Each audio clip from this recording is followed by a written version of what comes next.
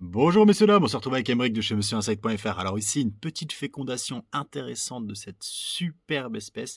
Donc ici, il s'agit d'une Popas purca, la menthe bâton, brindille, peu importe le nom, africaine.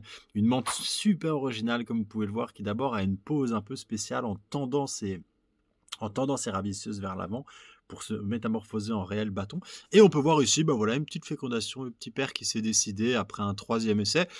Donc là, c'est cette fécondation-là qui se passe bien, mais à côté, on a ces deux-là qui se boudent complètement.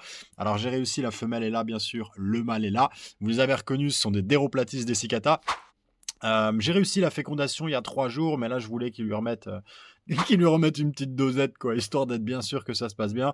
Parce qu'avec les menthes, vous le savez, hein, d'ailleurs avec toutes les espèces, hein, parfois un accouplement n'est pas synonyme de résultat. Parfois, il faut attendre un petit peu, et on s'aperçoit qu'en fait, voilà, c'est une ponte blanche, on n'a rien.